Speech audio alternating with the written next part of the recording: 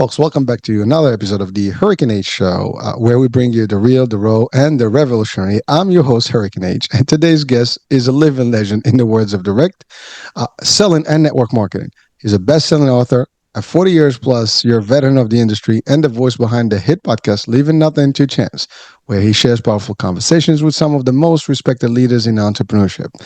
And without any further ado, I have with me John Solleder. John, welcome, man. Hurricane, it's so nice to see you again. How are you?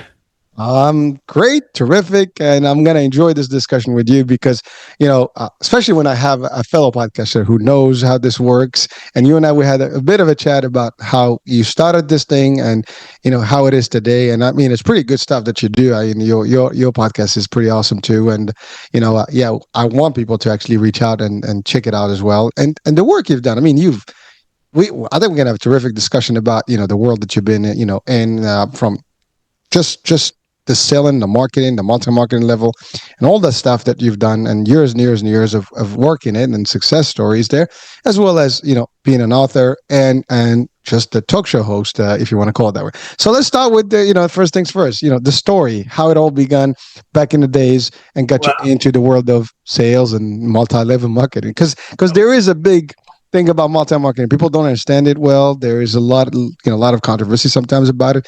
Maybe not. So enlighten, the audiences, let us know. And we can also touch on anything else you want on that. Sure. Well, and it is controversial and probably rightfully so, because like anything in life, when it's done right, it's amazing. When it's done wrong, it can cause challenges. So we'll talk about that. But yeah, I'll tell you, my story started not too far from your home there in Jersey.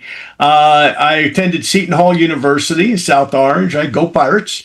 And I was about to graduate. This was in 1983, and April to be exact. And I was looking for a job. I was working part-time selling health club memberships, but I knew that wasn't going to be what I would do for a living. I had a degree in journalism that I was going to be getting from the Hall. And April 18th, 1983, a guy named Tom Husted, who's a living legend in the sport of wrestling in New Jersey, who I had wrestled with in high school, came into the gym I was working out at. And he tells me that, hey, I started my own business and you can join me if you want. And, now the only challenge was, it was $32 in 1983, and $32 in 1983 for me was a lot of money.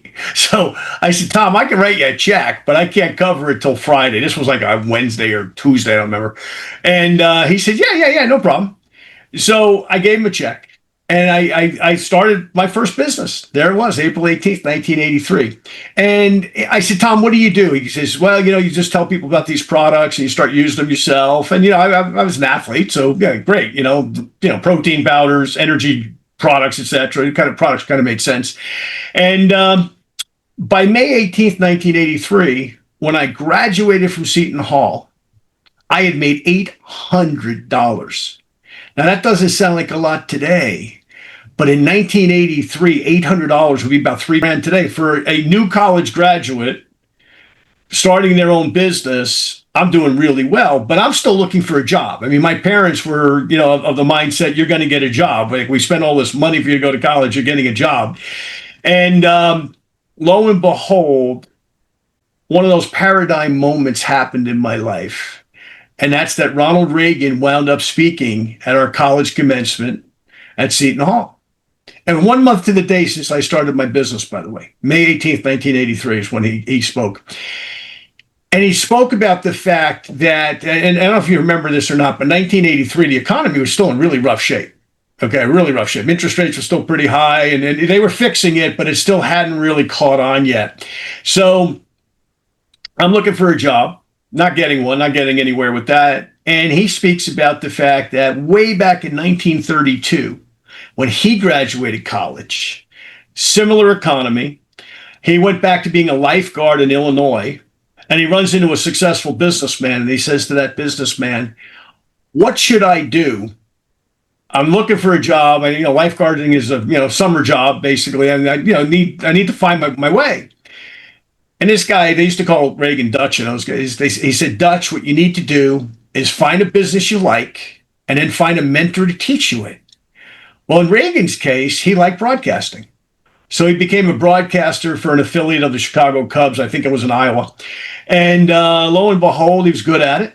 Somebody from Westinghouse eventually hears him and says, this guy's got a good voice. He's a young guy. Let's bring him out to California and give him a screen test. Well, as you say, one thing led to another. He winds up president.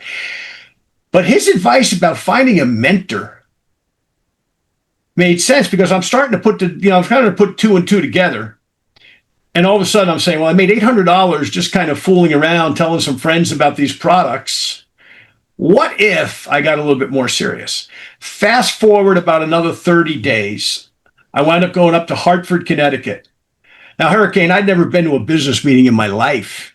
Okay. I owned one suit. It didn't even fit me right. So I'm like, I'm going to a business meeting. I need a suit, but I don't have one. So I guess I won't wear one. I go to this business meeting. There's about 1,000 people packed into this place in Hartford.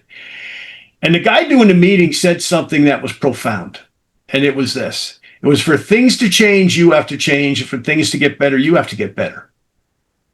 Now, it turned out Jim Rohn had written those words, but I didn't know who Jim Rohn was. I didn't know who Larry Thompson was. I didn't know who anybody was. All I knew was those words made a lot of sense to me because I said, rather than blaming my parents or my sisters or my girlfriend or the economy or who the president is or who the president isn't or who the governor of New Jersey is at that time or all the other things that could be excuses in life to not achieve, I said, you know what I need to do? I need to work on this brand.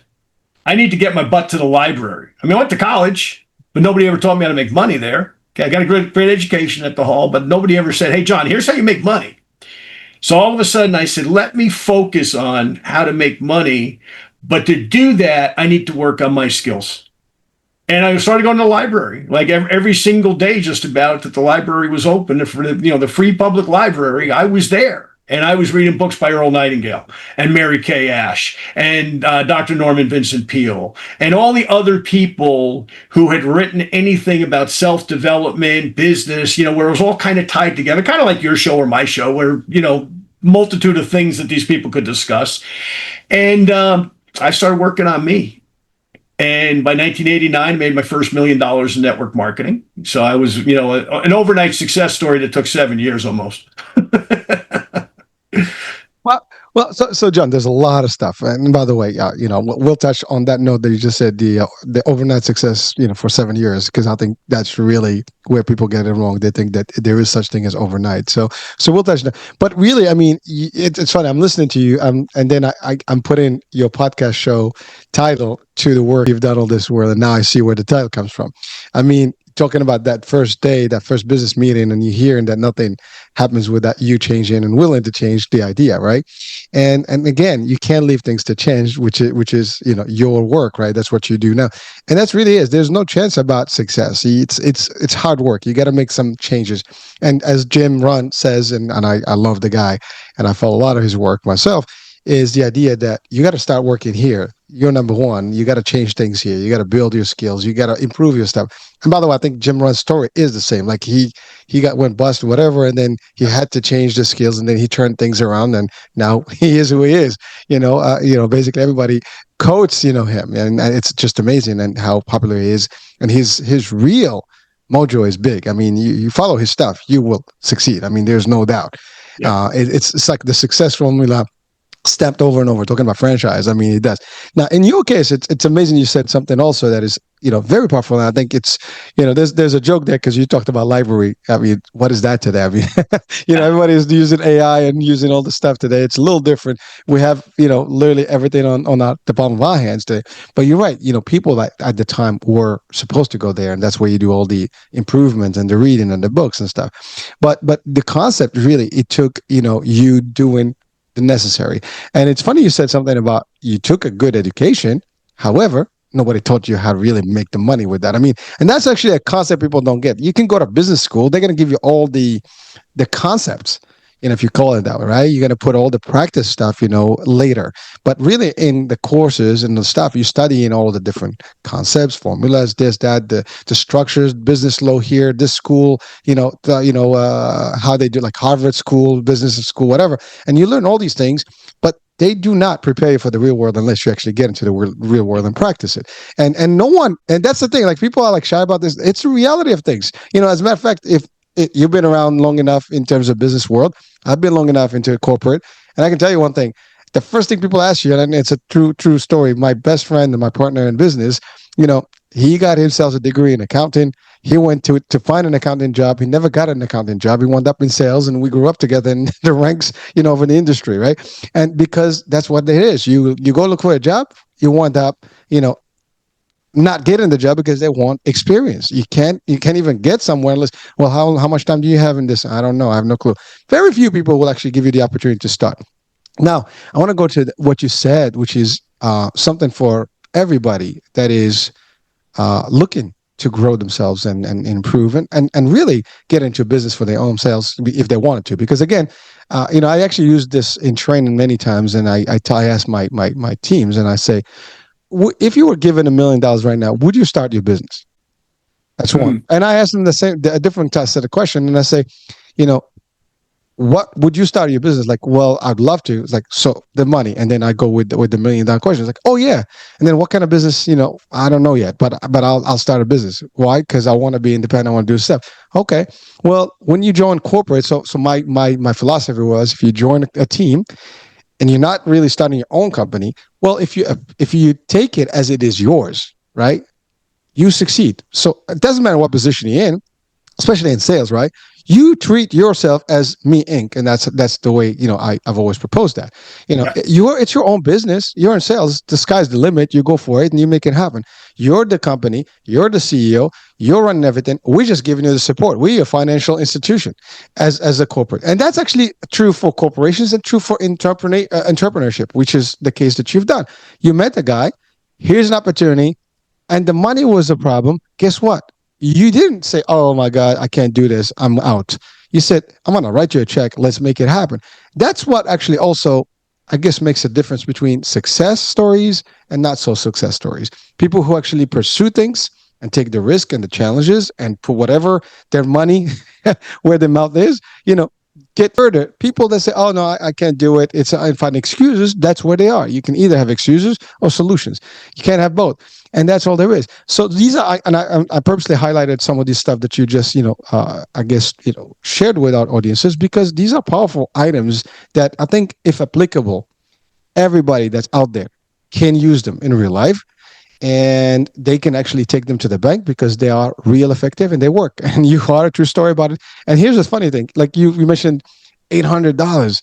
You're right. $800 back then is a lot of money. Out of college, it's a lot of money. And that $800 was the road or the foundation to that first million, and so on and so forth. And so people don't realize you got to start somewhere. As you say, it's no chance. There is nothing that you did was a chance. There's circumstances, conditions, but you take the opportunities out there and you work them your way and you make it happen. And that's exactly what you did. And people sometimes I don't know what's going on. It's bad. Take risks, folks. Well, I mean, it was baby steps. It was baby steps. And my first company, by the way, got in trouble with the FDA. So my income was going like this, and all of a sudden there was some stuff in early '84 with the Food and Drug Administration, and all of a sudden it was like, boy, you couldn't give away the product at that point. So all of a sudden it was like, wow, what do I do? Next great thing that happened in my life, I went to work in the insurance industry. And I said, okay, man. maybe my parents were right. Maybe I shouldn't do this multi-level stuff. I went to work for MetLife. And long story short, I got a great financial education. And here's one of the great things, and you will love this being in all the businesses that you're in and the people that you lead. I go to a meeting with that company. Now I'm a little older. I started my first business. I'm a kid now. Yeah, I got a couple of years. I'm like 24. Wouldn't we like to be 24 right now, right? But anyway, I go to this meeting in New York, and the top sales rep at MetLife at that time was a guy, and I'm not swearing, by the way, folks. This is a real name, Mehdi Fakazadi, Persian name. Okay, and anyway. I'll never forget that there's this guy, Bob Crimmins, who was like senior vice president of MetLife. And same thing like this meeting I went to in network marketing. It's like, a couple thousand people in the room, agents and, all sorts of people. He had a great point, and it stayed with me all these years. Here's the point. He said, I'm so busy a lot of times I multitask. This was before cell phones. I'm on the phone in one ear and I'm looking at a report and I'm talking to somebody and it's ha ha ha ha ha. He says, but when Mehdi Fakazadi calls, I don't look at anything. I put everything down and I pay attention. Because when you're top sales rep, and you can make that sales reps, folks, okay, if you're in sales management and you're leading people, when they call you, they're too busy to call you to discuss, the ball game last night or the weather. When your top people call, you pay attention. And his point was, if Mehdi stops selling, I don't have a job. And I was like, wow, what a great lesson. And once again, you're a kid and you hear it and it takes you years to go and put it in a similar situation where you're like, when my top guys or gals call me, I pay attention. Because they don't call me to chew the fat. They call me because there's there could be a great opportunity, by the way, too, that they're calling me about something that we need to do as a team. But a lot of times they're calling me because there's an issue. There's an IT issue, there's a shipping issue, that there's something going on that's affecting their business in a negative or adversarial way. So I, as the leader of that team, need to be proactive and listen to what they have to say. Now, if it's the same person calling every day and all it is a complaint session, well, you got to cut that off, because that costs everybody money, including them, and they don't realize you're doing them a favor by cutting them off. But that was another it was a God thing. I got to tell you. I mean, the first thing was a God thing. The second thing was a God thing, where it was like they put me in the right environment to hear somebody say something that impacted me, that I could carry on and teach and coach all these years later, and have other people probably coach. There's so many people teaching stuff that I created in network marketing that don't even know it came from me. And I don't care. It's like flattering when I go, yeah, well, 1992, I created that. 1996, I created that. Yeah, it's great. It's flattering. And like I said, most of them don't even know who I am, because it's generational. I taught somebody who taught somebody who taught somebody who taught somebody, so they don't even know who the first guy necessarily was. And then, my ego is not that big. I really could care less. To me, like I said, I just want to see people achieve. And to your point about network marketing, because you brought it up, and it's a fair thing. Here's how I see, and I really call it direct selling, because direct selling is everything from, a gal who's got a product that she sells to her friends. They've got a skin cream, for example, that she likes, or a hair care product, or a makeup, for example, from any of the companies that sell products like that. And she goes to work and she sells those products, right? Part-time, makes a little extra money. To the person like myself that's really built big networks and big businesses with this, okay, everybody's welcome. It's a big tent into the direct selling industry. That's a great thing. A lot of people get the wrong impression of network marketing because they buy the hype. And here's what I mean by that. The original companies, the original founders of the industry, okay, which were, and there's more people in this, but, Mary Kay Ash with Mary Kay, Dr. Shackley with Shackley, Mark Hughes with Herbalife, Rich DeVos, Jay Van Andel with Amway, Art Williams with Primerica, okay, and Harlan Stonecipher with Prepaid Legal. And there were others. There were Bill Bailey, and there's some other names, okay? I'm leaving out a few people, but just for the sake of time. And your audience may not know these people anyway, so it's not that relevant. But those people believed, all of them, and most of them I knew at one point or another I met.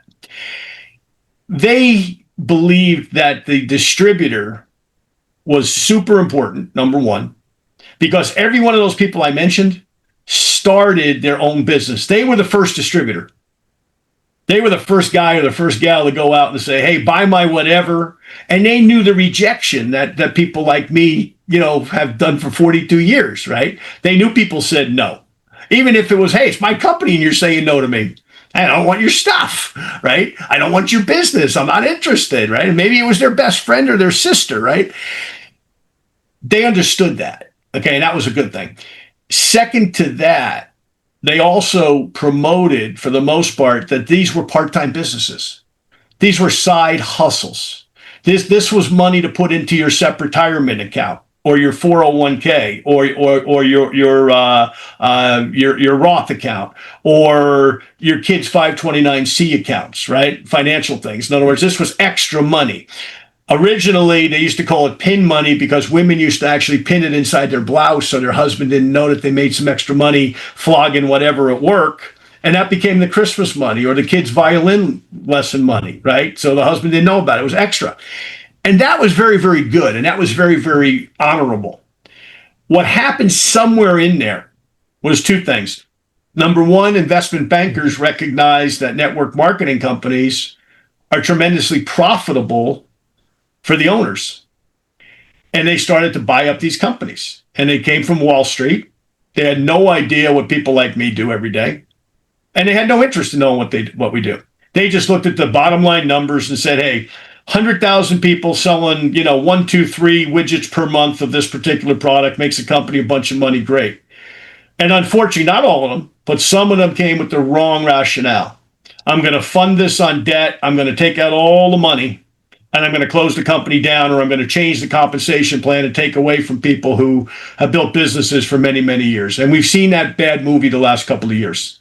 Okay. The last couple of years has been about 7 companies that have done that. But there's about 3,000 companies in the space, right? I mean, there's bad card dealers, right? There's bad travel agencies. There's bad insurance companies, okay, that don't honor their things. So those people did that, but that becomes if you join one of those companies, they're going to do that. It could happen. I'm not going to tell you it doesn't. I've had friends that have had, including Rebecca, have had incomes taken away from them by greedy SOBs that buy these companies for the wrong reasons. Okay. We as an organization, as an industry, are pushing back against these investment bankers now. Okay, because we've seen the movie too many times. So we've seen that happen. But the other thing, that's a kind of like a macro problem. That's a problem if you're me and you're a big distributor in a company and you make your living from network marketing. The part-time person's still affected, but they probably have another source of income. But the other thing is unreal expectations. Hey, folks, I've worked hard. Okay, you deal with people that have made millions of dollars in network marketing. Okay, they've worked hard. They've worked just as hard as the guy who builds, 17 Subway stores or 9 McDonald's or big insurance agencies. They've worked their butts off 80, 90 hours a week. Okay, they've earned their money. But what happens is somebody comes in and promotes to them the wrong way that's going to be you, but you're going to spend 5 hours a week doing what that guy does 80 hours a week. Well, do the math. If that guy's doing it 80 hours a week and he's talking to people every single day and he's running conference calls and everything else, he's stirring it up every day. If you're doing it 5 hours a week, it's unrealistic. It would be like, you and I are both athletic guys. It'd be like the guy who goes to the gym, after New Year's Eve, and he goes for 3 weeks and he disappears, that wants the gains that the guy who's there at 5 o'clock in the morning, 3, 4 mornings a week, pumping iron or running or doing whatever they happen to be doing. I want the same gains as him, but I don't want to do the work. Well, you're not being realistic. You're not being fair to yourself. Now, that doesn't mean you couldn't morph into that guy that spends, 20, 30, 40, 50, 60 hours a week in your business. Okay. But start a direct selling business for the right reasons. Hey, I want to make part-time money to fund whatever, a vacation, a 529c, a SEP, a long-term care plan, family needs a new car. I mean, do it for the right reasons without false expectations. Achieve that first goal and then find another goal. Maybe this year was take the kids to Disney. Okay. Next year it might be, take the family to Europe. I don't know. Like everybody's got their reasons why they need more money, but do it for the right reasons with the right expectations, frankly. And if you do it that way, then your business is successful. I've coached, I've coached, I don't know how many millions of people. I mean, directly and indirectly, millions of people. The majority of them are part-time people who made some extra money. I'm proud of that legacy. Because how many people were able to send their kid to a better school as a result? So their kid got a better education, for example. or they were able to get out of maybe a crummy neighborhood and move a couple zip codes away to a safer neighborhood, right? Or whatever it is that they achieved. That I'm as proud of as I am the people that I coach that have become seven-figure earners in the industry. I'm proud of those people too, obviously. Okay. But there's far less of them. For every Mehdi Fakazadi, there's 1,000 guys selling life insurance, right? Same thing in anything in sales, right? You're going to have the elite guy or the elite gal, and that's great, but there's a place for everybody in the direct selling industry. And my other advice to people, find a product you like. Like, don't sell something because your next door neighbor is selling it. If you don't like the product, don't sell it. Find something like that gentleman told Ronald Reagan years ago. Find something that you're passionate about. I like health and nutrition. Okay, I'm a nutrition junkie. All right. I have friends though that make a good money selling skincare. I got the top guy in Legal Shield, Brian Carruthers, is a dear friend of mine. He loves selling legal memberships. Okay, I got other friends over at Primerica. They love selling life insurance through network marketing. And I got other friends that are doing other things with water filters, for example, expensive water filters out of Japan. Okay, well, they all found their lane. They love that product. They can tell you, wake them up at 3:00 in the morning. They can give you a sales pitch on why you need that product and how have you lived this long hurricane without this product. Great. They found their passion. So, find something that you really like as a product or service for that matter, that you want to, spend time with, because you will, direct selling, you got to spend the time. If you don't put the time in, and the good news with the time is it used to be go to meetings at hotels, right? You came home from work, you worked all day. Oh, I got to go to a meeting tonight. I don't really want to go. I'm tired. Hey, now 99% of communication is just what we're doing here. It's on Zoom. It's on other platforms like this. So, you can come home from work, throw your shorts on, eat dinner with the family, and, go to your computer and you can still get some work done. Oh, God, there's a lot of stuff there. I'm like, I'm just waiting for you so I can hit a couple of markers there. Well, so first of all, thank you for clarifying, the world of network marketing, because I think where the controversy is more on the idea of like pyramid scheme kind of concept, where people are like, they're not comfortable with the concept itself. And to your point, depends on which company. It could be good or it can be a bad, outcome, right? Now, of course, as you said, there's a bad, player in any industry, no matter where you are. There's going to be a few companies that do it right and some that don't do it, correctly, right? And they cause that. The best example, you said it, car dealers.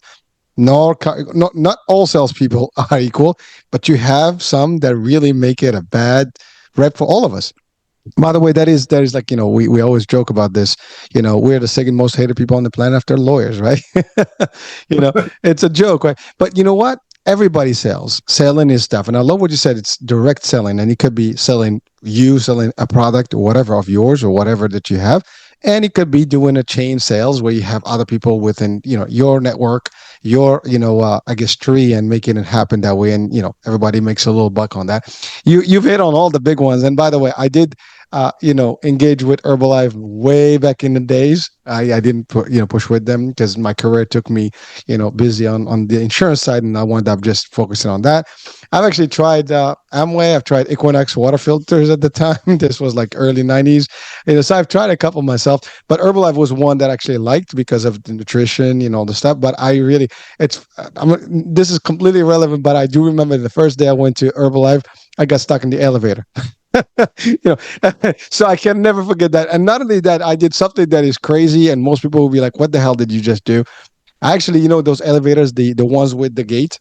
Yeah. The old ones with the wheel. Okay, yeah, we had to, yeah, with your crank and you pull. So I got stuck in that one, and I complained, I screamed, nobody came. And it was just after Die Hard, the movie. So I actually went up the raft. I actually opened the hatch and went up to the other side and come out of the stuff. I did a stunt on my own, and I never forgot that. And it was Herbalife. So it's funny that you mentioned Herbalife, because that's kind of like my little highlight when I started with them. And I just didn't finish with them because, like I said, I was doing the insurance space, and it was the health insurance, not the life insurance. So like MetLife and all these guys. So we do government programs, and that's where I've been in, Medicaid, long-term care, and Medicare. But you're right. So these are a few things, and I think what you said also about the idea of picking the right, company, something that you have to have passion for everything you do and anything you do. Otherwise, it's going to be boring and you're not going to succeed. That's exactly what happens. Another thing that you talked about, which is very powerful, it's about how you run a team, leadership. Being conscious about your not favorite, but the people that are really out there doing stuff. They, like you said, the top guys are calling you. They're hands free in general. You don't even handhold them. However, if they call, to your point, there's got to be a reason, and that reason is important. You got to like drop everything to do that, because without them, you don't exist. And that's really something. Sometimes some of the managers, not leaders, lose, is that they think that they succeed because they are it. They're the best of the best. I don't care who you are. You're not the best unless your team is the best. Unless if they fail you and they bail on you. I mean, think about it this way: it's a rebellious team. They go away. You're stuck. You're not as good as you think. I mean, maybe try another team, and if you do the same thing, it's going to be a repeat. So that's a big, actually. I think if anything, we can highlight that to the bank for everyone watching and listening. I don't care what business you're in. It's a sales business. At the end of the day, there's a sales transaction. Okay. Whatever department you're in, you have people that are reporting to you. They're your gals and guys, and actually they're your team. Without them, you can't succeed. No one owns a P&L and has a staff, and they can do bad with the staff and expect a good P&L. It doesn't work that way. I mean, so whatever it is, you have KPIs that company gave you. You need to make sure that your team is doing it. Again, so thank you for bringing that up. That's a huge one, and it's always good to highlight those elements, even though sometimes you hear these things over and over at a lot of shows. But that's really what's out there. That's how you do it if you want to succeed. And you are a true example of success over the years. You've built, and I love what you said. You have your legacy. And it's funny you said something that I can relate to, is that because you were one of the pioneers, people don't realize how much you put as a foundation to the industry. And today generations are using stuff they don't even know where to source. And by the way, when I say I relate to it, is the same thing. We started back in the early '90s in managed care, which was a concept that was just demonstrated at the time. Managed care was still new in the government program, and a lot of strategic stuff, sales stuff, tactics, and stuff we've developed before people even knew what they do with it. And today they become the standards. And I mean, I have things that I've done that are still today, policy that I wrote back in the days that is still applicable, in other industries or other agencies or insurance companies have adopted. They don't even know where that came from. And I can actually even give them the date where it started, and as a joke about it. Like, for example, in New York, you'll see these RVs, like, we call them COVs, community outreach vehicles, right? And now you see them in all telecom and all this and the other. Well, one of the first ones, if not the first one ever in the health industry, was ours, and I started it in Brooklyn in early '90s. Which was the first vehicle that sold insurance in the streets and do things, as people may come to your neighborhood basically, and we changed spots and stuff. Instead of having a set office, we moved the office in mobile unit, and so that was something, just an example, and that's early '90s where it was still not really a big thing across the nation or across the industry. So stuff like that, people don't realize it. You develop things, it becomes standard. And you know what, you're right, it's not about the credit. What you did, what it did to the industry, your foundation. And that's actually humbling to know that you put a legacy out there, and there's nothing wrong with that. But again, all this also leads to what you said earlier, which is, again, your core topic of your podcast. There's no chance about what you said. Everything you said is work. And I love what you said. You cannot expect results doing the minimum. And I think that's a big problem. I see it, listen, even in my own kids, the expectations that I had when I was a kid, from my parents, and what I have with my, kids, it's a just different world. And you see a lot of the stuff today in generations where they want everything.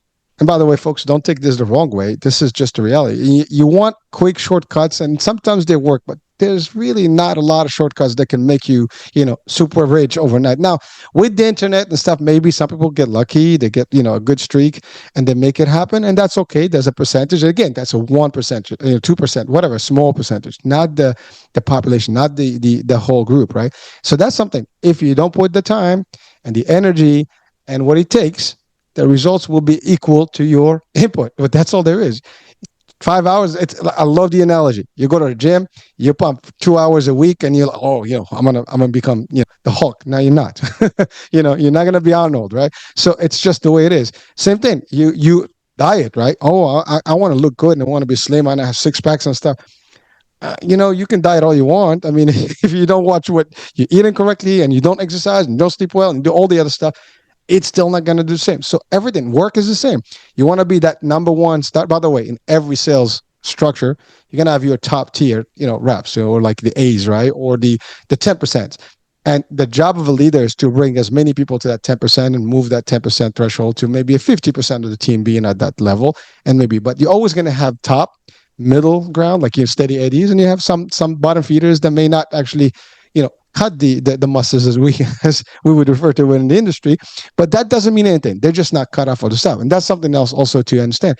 Not everybody is going to be a good fit in the world of sales, and especially in network marketing, because again, it takes a lot of work, and you got to pitch and talk and build your team, and you got to stay on top of the team, and the team has to stop on the team, and that's the other thing. Because here's the thing: without everybody participating and selling and pushing, it just becomes a line under you. There's nothing there. I mean, it'll be like a dead end. Like you're having a lot of people lined up, but for no reason, nobody's doing anything. So therefore, there's no results, right? So that's. I mean, am I getting the picture wrong about how it works? I mean, Oh, you're right. every single one on that line has to produce. Otherwise, it's just like everybody. Yeah, they might be buying, but then they'll buy the first time, and then that's the end of it. And so now you just have another strike, another arrow that's pointing somebody that is completely absent, and that's not something you can do. You can't build an empire, with that formula if you're not on top of the team, if you're not really day in day out, talking, tracking, and building the next leaders that will actually run good teams, good meetings, get people enthusiastic about what they sell. To your point, if you have people that are just doing it for the wrong reasons, it may not work. I also love, John, what you said about the idea that this can start as a part-time for a lot of reasons. And we all need money. And by the money is not the end, but it is a means to the end. And we need to have, the more you have of it, it makes life a lot easier. The least you have of it, you struggle a little bit more because, let's face it, the economy, you talked about Reagan era, we have a little bit of some of that struggle today in our economies, right? And so people are struggling, and there's inflation, there's that. So some extra money does not hurt. We want some of that, but how you get to it? You might have a career. I mean, in my case, for example, my career picked up nicely, so I didn't need that. But even when I was actually at the top, I've always had something on the side. That's just me personally. I always tell this to people. I never put my eggs in one basket. I'm always doing more things, and I always have a second stream of revenue that should be coming in. So even in business, there's 3-4 businesses happening at the same time, and they just build up slowly. And that's how I do it. And so that's just my formula. Now, everybody's different. But the idea, don't think that, you get one source, because if that source is shut down, and that's something you said earlier, you had a good product. You were doing good. FDA stops you. What are you going to do? You can't even sell. You can't even give it away. That didn't disappoint you. That didn't stop you. You just kind of find another way. And that's really, that's chapeau to you. That's hats to you, because that's what made you who you are. You have that success, personality. Well, it's funny because when I think back to the last 5 years or so, there's two words that come to mind: pivot and agility. Mm. So here's what happened, right? So my other book, Leaving Nothing to Chance, is not on my desk. I apologize. I just got back from this convention in California, so my desk is a mess. But I wrote this book, Moving Up 2020, which came out December 2019. Leaving Nothing to Chance was with a different group of people that I had worked with on it. Okay, it was like, it's my writing, but it's other, you got a team of, all sorts of different people working with it. That book comes out in February 2020. So I'm supposed to be in 60 cities over the next 12 months. Okay. And my books are also in Spanish. So I'm going to be in Mexico, Peru, Ecuador, Colombia, Guatemala, Spain, and the English world, US, Canada, Germany, which, everybody speaks both. Okay. And the UK. So I'm supposed to be in all these countries. Like everything's mapped out for the next 12 months. I'm going to be doing all these meetings for my regular network marketing company. And then my friends in the industry that have downlines in those cities, it's like, okay, I'll do my meeting on Monday and I'll swing over and I'll do their meeting on Tuesday with the book and meet some of their people. And, I'm not going to recruit their people. They know my ethics. It's like, I'm not there to recruit their people. All right. So I got all this geared up. I mean, we're ready to go. This is a plan, and airlines and anyway. Well, you know what happened. Everybody knows what happened.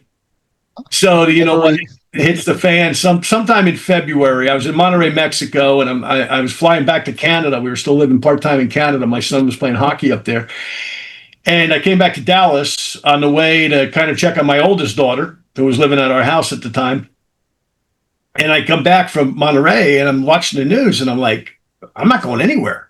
There's no flights. I can't go anywhere. So I'm like, well, maybe I drive back to Canada. I can't get across the border. So I'm like, well, my wife is up there with our two younger kids. I'm down here with my older kid.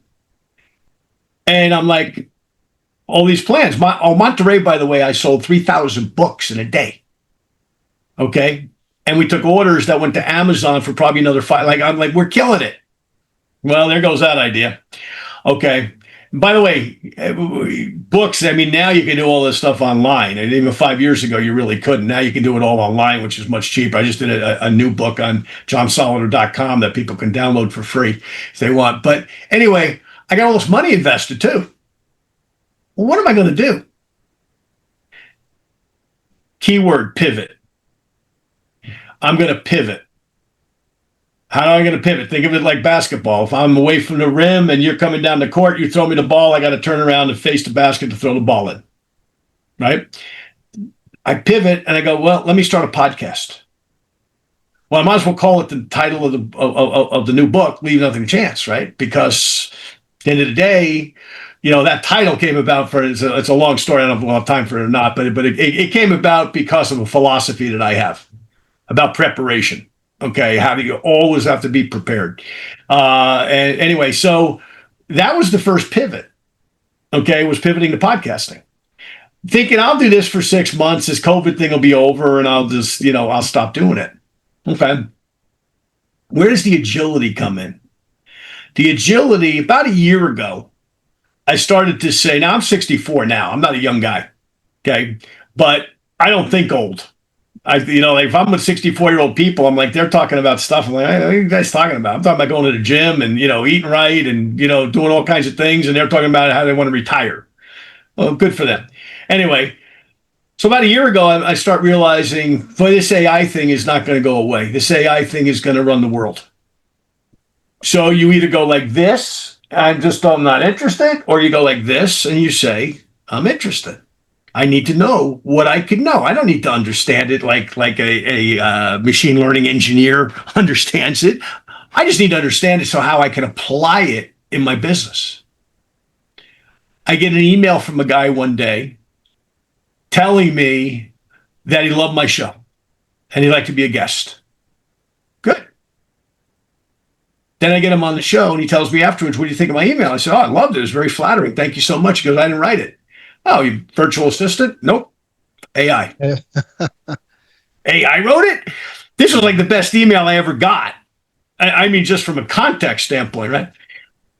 I start to look at what this guy's doing, and I start to work with some of his AI tools. And all of a sudden now, I'm doing more podcasts. I'm growing my network marketing business. I'm doing speeches, okay, at different seminars on branding all over the United States. I'm busier now at 64 than I was at 54, and I was pretty busy then, right? Because of AI. Now, AI was the agility. Think of agility in a sports sense, right? Agility is what? You know, you can go, you know, this way, or you can go this way, or you can do both. You got to be agile. You got to be, number one, you got to be willing to pivot. And number two, you got to be agile. You can't say, well, 20 years ago, we built businesses doing Tuesday night and Thursday night meetings at Holiday Inns and Saturday morning trainings at the Holiday Inn. You tell somebody 25 years old, come to the Holiday Inn for a meeting, they don't even know what a Holiday Inn is. And they'd be like, why the heck would I go to a meeting there? What are you talking about? Why would I go? Can't you do it by phone? Can't you text me? Can't you get on Zoom? Why would I go there? No, I want to do it the way I did 25 years ago. That's great, but you're going to be pretty lonely.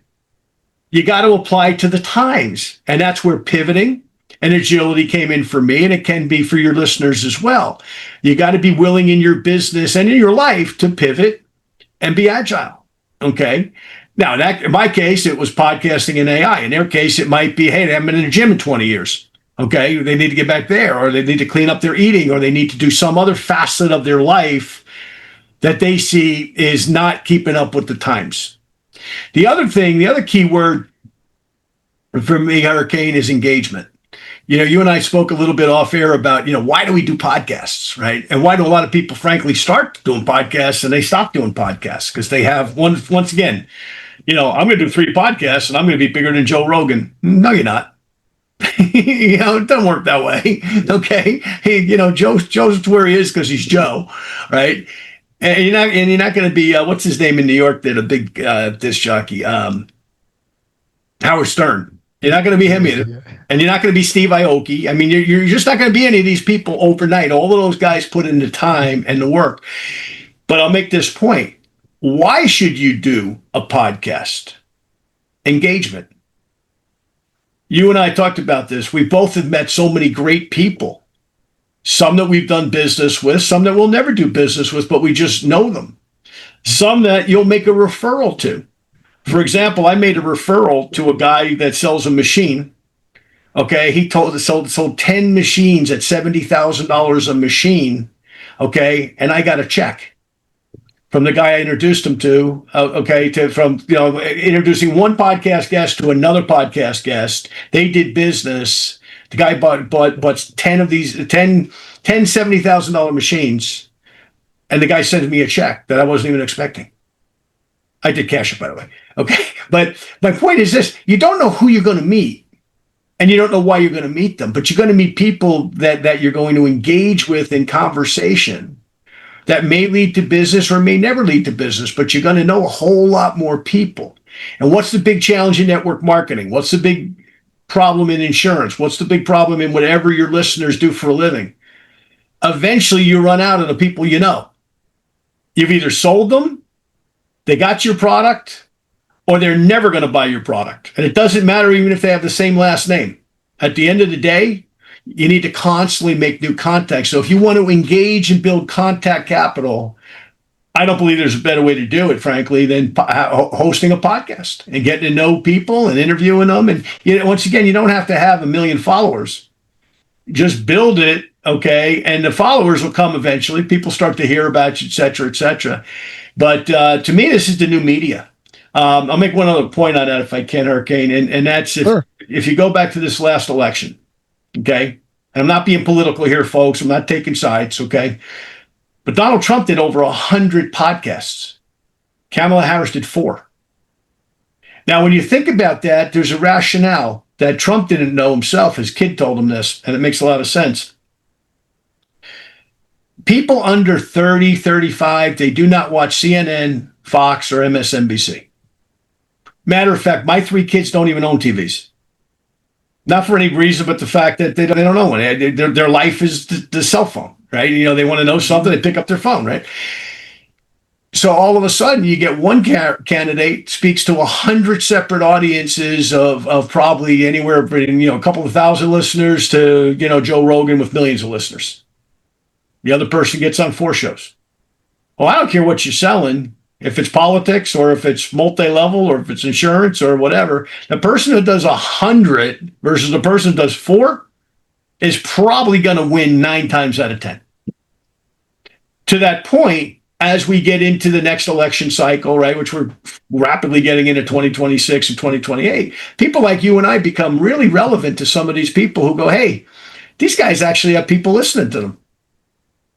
Yep. So there's a whole nother aspect to this. According to one of the things I read, I don't know if this number's right, but it's gone from 3.7 million to over 4.3 million English-speaking podcasts alone on a daily basis.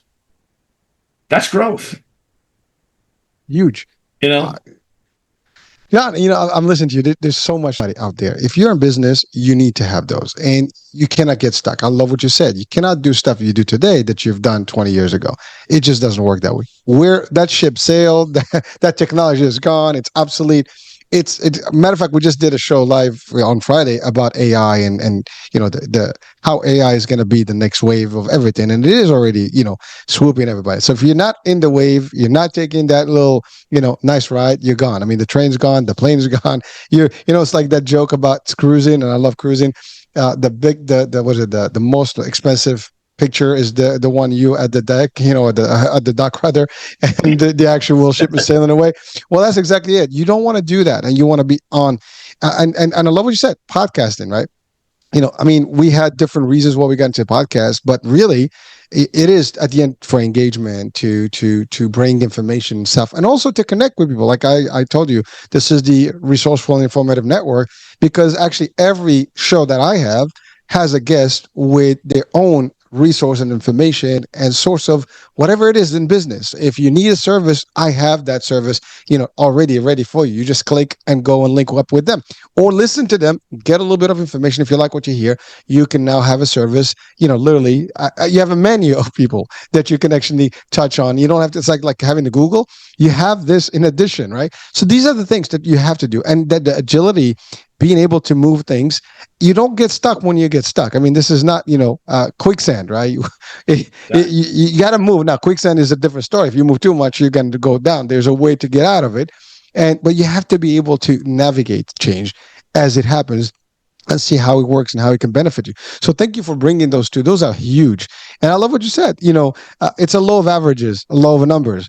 Then the more numbers, the more people you engage, the better you're going to get results. I love what you said. I mean, it's a good example. You can't go wrong. I mean, 4 shows, 100 shows. As a matter of fact, I think Joe Rogan was one of the people that promoted, even the election to a degree and pushed. I mean, just think about how many people, like you said, he got like 10 million, what do you call it, downloads or whatever. That's a lot of numbers.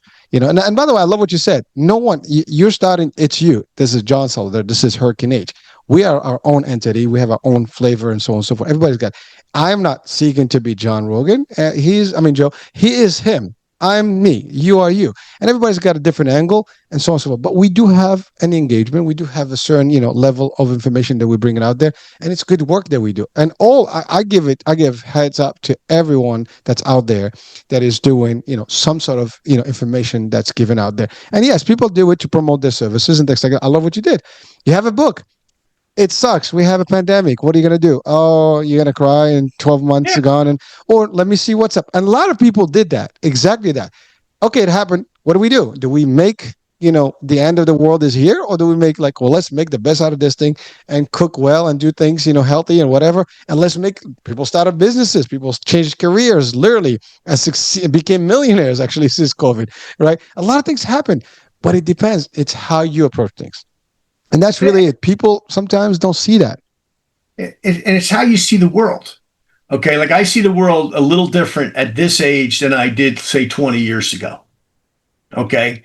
And what I see in the world now is that if you don't apply the modern technology to your business, you will fall behind. I mean, basically AI or die is reality. I love that. That's I hate to say that, but look at it from another standpoint too, Hurricane, right? If you look at the overall economy, there are tens of thousands of jobs that are going to disappear. Like, for example, I was just in Anaheim, okay, for the Fit Expo. And there's apparently a restaurant there that one of the guys, matter of fact, I'm interviewing this guy tomorrow. He's in the sea salt business. And his name's Brian, nice young guy. And anyway, Brian was telling me and showing me pictures. He had gone to this restaurant that's 100% run by robots. And Elon Musk owns it. And it's somewhere there around Anaheim. I couldn't tell you the name offhand. People out there, you certainly probably know it. And he showed me it. And I'm thinking, okay, that means there's no waiters, no waitresses, nobody to take your money. Okay, everything's automated. And that's kind of scary in one respect, because there's so many businesses like that, right? Jeff Bezos last Christmas did the same thing. He laid off, I forget how many people, 13,000 people, I think, a couple weeks before Christmas. Not the nicest thing to do, by the way, a couple weeks before Christmas, but they were replaced by robots that I think were like 30 grand a piece. So here's my point. You're going to have to learn pivoting and agility if you're in any business that you could be replaced by a robot. Okay. I mean, some of the robots, I do some work for a company called Top Doctor Magazine. Okay. I do some podcasts for them, and I work with the owner of that magazine, John Hyland. And John shows me a thing on the weekend of this girl, beautiful woman, who's advertising for Top Doctor. It's an AI robot.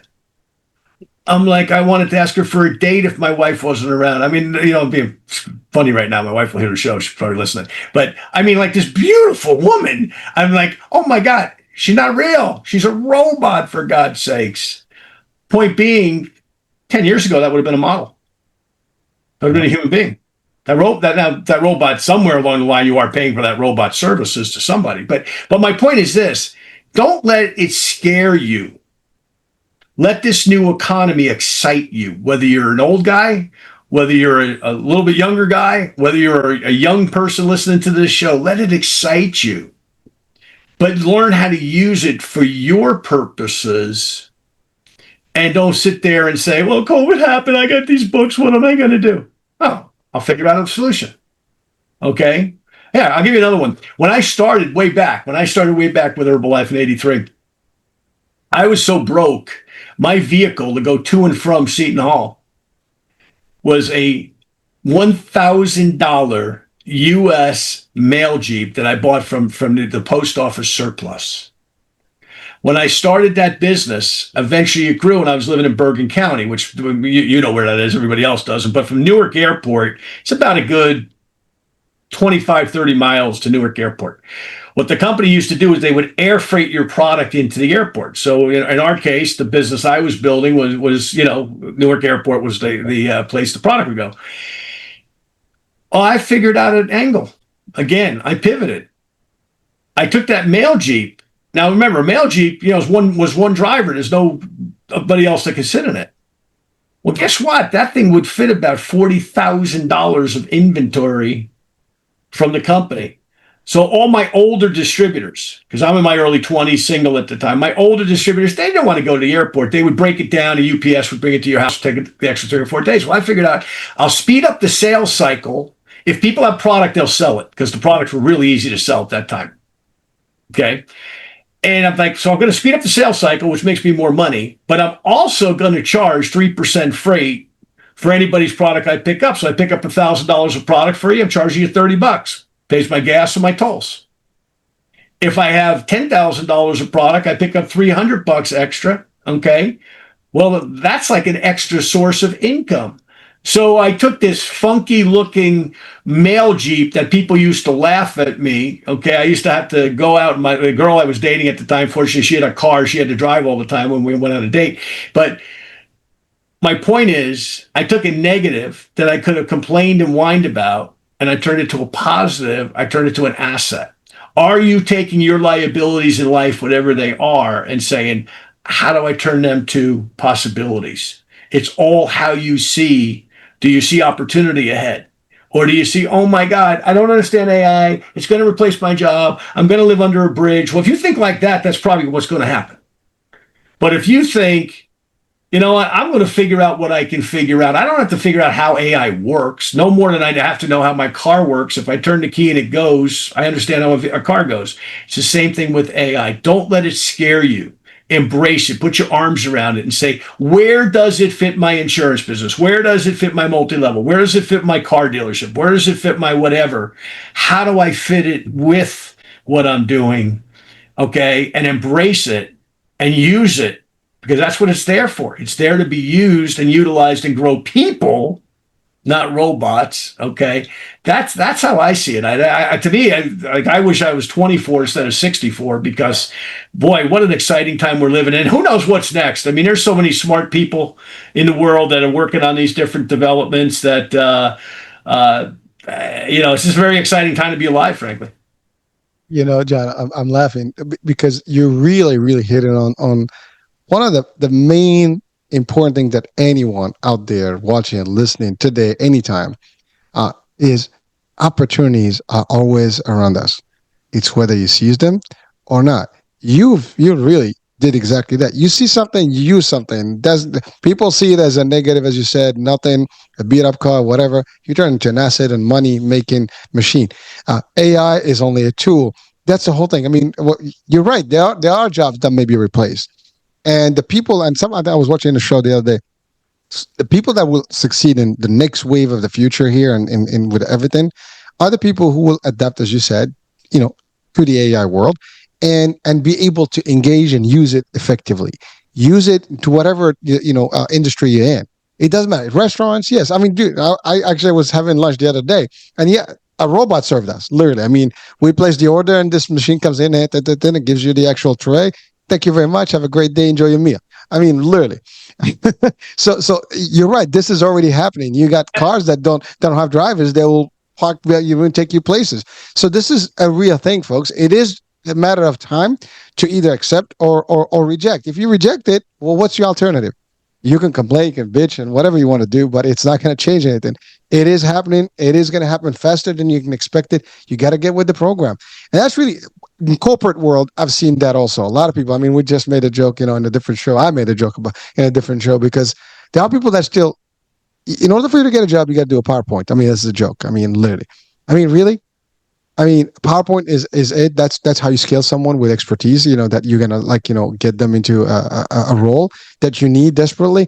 I mean, I have AI. Literally, I'm talking to you right now. I have AI on this side. I have AI on this side. My programs are running. There's different things working with me right now. They're my pals. I mean, I literally have their names. I mean, there's one actually called Hurricane X. I mean, that's my actually what do you call it? My duplicate AI. Like that's me like my personality and everything. And it's an AI version of me. I have Echo X. I mean, there's some AIs that I have created that are actually, they know my business. They know how I operate. I have one that's Mic Drop. It's my ABC Studio stuff. So all I can tell you is I learned AI about a year ago, and I didn't learn to generate it, to create it, or to, as you said, to engineer it. I learned how it operates and how I can maximize it. And actually, the people are doing it. They're already doing it. I mean, there's a study. I think I saw an article or post or something. 96% of content is predicted to actually become AI generated in the next few years. Yeah. I mean, when you think about that, hello. I mean, you either going to be sleeping in the prehistoric era, or, as I love what you said, AI or diamond. This is. I'm gonna have to use that line. Or you have to trademark that one. That's a good one. Somebody probably already did, but that's how I see it. It's like, look, use it. When I started in business all those years ago, you started out talking to people. And then when you started to need some new contacts, you either ran an ad in the newspaper, or you went to Kinko's and you printed off 1,000 flyers and you went out and stuck them on cars and cigarette machines and wherever. I used to go up and down the New Jersey Parkway, by the way, because I lived off exit 165. I'd go down the Parkway all the way. Every telephone booth I'd stop and I'd stick flyers up. Okay, and I had a flyer that I put together said, "I need success-driven salespeople."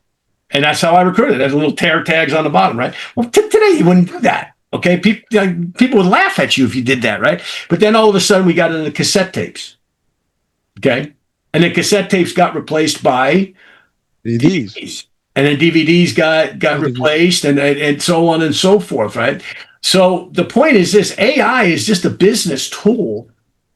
All right. It's not here to replace every human being on the planet. Okay. I mean, that's not what its intention is. Its intention is to be a tool for us to use. So don't be afraid of it. See where it fits your little lane, so to speak. You don't have to become, they call these guys machine learning. I'm calling them engineers. They're actually programmers. They're actually computer programmers. And they're super smart and they make a ton of money. And we've got like 7 of them now that are working with us on different projects. I mean, like, they're young kids and they're super duper smart. Well, take advantage of their brains. Let them figure out all the stuff you need and then say, how do I use it to build my thing? Right? Utilize it. No different than cassette tapes and DVDs and all the other stuff that's existed. Now this is a little more sophisticated, I'll admit. But at the end of the day, it's the world. It's the world that we're going to live in this world for the balance of our lives, quite frankly. And it's going to get better. It's already gotten better, but it's going to get even better than we think. You're right. And again, listen. I mean, folks. The bottom line here through the discussion is that there's a lot of nuggets that each one of us should actually take, apply, and use, make them like part of our vocabulary, our day-to-day activities, or our lifestyles and principles, such as what you said, the pivot, the adaptation, the agility, all the stuff, seeing an opportunity, moving through the opportunity, always looking at what the next best thing, and, working harder. There's nothing by chance. I mean, you got to make the changes, you got to improve your skills. All these are things that are applicable. They're real. They work. And you know what? Anyone that's applied those in their lives is going to be a success story, has been a success story. And if you look at anyone out there that you actually admire, and you're going to seek their history, you're going to find exactly that these items were part of their history. They were part of their legacy. They're part of their journey. And yes, it was not overnight. I love, we go back to that whole overnight 7 year success. There is no true overnight. I mean, no one, unless you win a lottery, that's a different story. And even that, you probably bought a ticket a couple of days before, before it happened, right? But at the end of the day, you can buy it a minute before actually the countdown, and you win. But that would be like the extreme, far area here. But at the end of the day, everybody that's successful puts a lot of time, a lot of energy, definitely more than the average person. That's how they do it, because you can't be average and expect, top results. There's just, there are laws of physics, laws of engagement. These are the laws of engagement. You cannot break them. There's no way around them. There's no shortcut or detour. I mean, you can find some loopholes, maybe, just to find maybe a way to skip, things. And sometimes it's a good way, but most of the time you can't have that, and you won't have that. So that's really, again, this is a 1 hour that we try to cram in a lot of stuff, but the stuff that John shared with us today, take it to the bank, folks. This is coming from a successful person, and a success story over, was it 3-4 decades already of real work. I mean, and by the way, you look terrific, man. So, I think whatever you do, you start with Herbalife, you've been in nutrition stuff, you like your stuff, you're actually taking care of, you're managing well. You know what? I still hit the gym religiously. I eat right. Lots and lots of fruits, vegetables, and water, frankly. And yeah, I obviously take my own nutrition supplement that I market with the company that I'm with. But beyond that, I mean, look, you can live a long time, and you can have several careers even. I mean, I've had, within what I do, I've had several careers over the years, and now's the most fun part. Like I said, I'm having fun now. I'm doing stuff now that I didn't think I was going to do. But it's great. And I appreciate being on the show, man. It was great. And we got to return the favor and get you out there with our audience as well. Anytime, just let me know. I'm in. Well, I appreciate that. And yeah, listen, I enjoyed it myself. This is fun. I mean, I love these discussions, especially when it comes to the business structures and things like that, and the really the formulas of success, because this is one of them. And really, it's motivation, and really for people out there, you need sometimes to hear these things to just get you. Sometimes we get a little bit of a deviation from whatever our path, or get a little, tired or stressed out. And you hear something like this and like, I needed this. This talk really makes. And by the way, podcast is actually where it's happening. People actually tune in, into podcasts day in, day out, and it's changing their lives, and they're picking things. So I listen to my own shows. I listen to a lot of shows, and it's funny. It sounds I listen to my shows because I really enjoy some of the guests, that I listen to them again because I want to absorb what they said. Because when you communicate in the show, it's a little different. But when you listen to it, you get more. And sometimes I read like, oh, I missed that. I didn't even hear that, because there's so much stuff that's going on. But, I listen to a lot of folks out there, and, it's great. And by the way, on our network, we have also a lot of podcasters, and every one of those shows comes in with terrific, tremendous information and level of stuff that is, if you take it all, I mean, just apply 10% of that in life, and you're going to see an improvement. 1%, you'll start seeing improvement. Well, the other thing is, I know we run a long time here, but the other thing is that the content with a podcast is what I call evergreen. Yes. Meaning that, you're going to put this show out whenever you're going to put it out, next couple of weeks, right? People are going to hear it the first time and go, who's this John Solleder guy, blah, blah, blah. And, X amount of people are going to listen to that. But a year from now, somebody might go, who's this guy he's talking to? Oh, multi-level, I'm interested in that, or whatever. And, that's the other thing, is that these shows live on forever. I've got people that go back and listen to shows I did 5 or 6 years ago. Or I guess, it's about 5.5 years now. But point being, it's like people go back and they listen to a show, and they'll tell me, oh, I just listened to your show with so-and-so. I'm thinking, when did I do that? That's when, you're getting older. It's like, what year did I interview that guy? But it happens. It's cool. You know. It's funny, John, you said that because it happens. I mean, look how many shows on Netflix or programs, right, that you never heard of, and someone say, "Hey, listen, this is a great show. Just listen to it," and you're like, "How did I miss this?" Or series, like, "Oh my God, I'm hooked on this." You catch it, it's like, "Where the hell was this?" And that's exactly what's going to happen to any show that's out there. And you're right, they're evergreen, which means, and by the way, they're like we broadcast in all podcasts. I mean, over 50 platforms out there worldwide, plus our own radio, plus the actual visual everywhere. You can even watch us on TV. You can download the. There's so many places where you can watch. And this, I'm just talking about us. Yeah. But this show also, you're gonna get a copy. You're gonna promote it through your own network, and so on and so forth. So everybody has the ability to access it, and today, tomorrow, it doesn't matter. And 1% at a time, if we can help them to be successful, we already beat our legacy already in there. Because at the end of the day, one day we're not going to be here. This is also going to be behind us as real information that people can use for generations. It's amazing. So I love this work, man. And I do too. And you're great at it, my friend. And just keep doing what you're doing. You're inspiring people and you're leading people. And look, that's why we're here. To your point, we're not going to be here forever.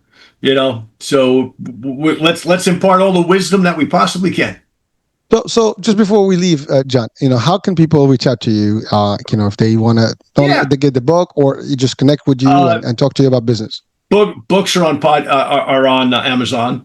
JohnSolleder.com is a website that you can reach me at, and you can see the books on there. You can see the podcasts on there. If you want to go to the podcast, Leave Nothing to Chance, or you can just go on my name, John_Solleder on YouTube. You can get there, and we're on Rumble now, and my wife's sticking me on all kinds of different things. I have no idea where else we might be, but I know I'm on Rumble now as well as YouTube in a big way. And yeah, just hey, reach out, and for that matter, on Facebook. You want to Facebook friend me? Just John Solleder, and let's become Facebook friends. But yeah, and I'll talk to anybody. I mean, if you need a little business advice, okay, and I can help you, I have no problem doing that. I had a lot of people have helped me along the way, frankly. So I like to pass it on. Thank you so much. And yeah, we will definitely have the links in the description of the show so people can connect with you directly. As I said earlier, they'll click on your picture also on our website, and they'll be able to actually reach out to you. We'll have these reels, on the social media, and of course, all the other network stuff that we've mentioned. So John, thank you so much for being with us. It's been real. I enjoyed every minute. And yes, we exceeded the hour. You know what? Who cares? It's just good stuff. Listen, a lot of wisdom on both sides of this camera. So hopefully we help some people, most importantly. I hope so. And yeah, I mean, I'm pretty convinced that we will. And so, hey, with that, folks, I hope you enjoyed our show and discussion. You got quite a few nuggets here to take home. And if not for you, maybe someone will definitely benefit from them. So that being said, I'm Hurricane H. We'll be talking soon. New date, new show, new topic. Bye for now.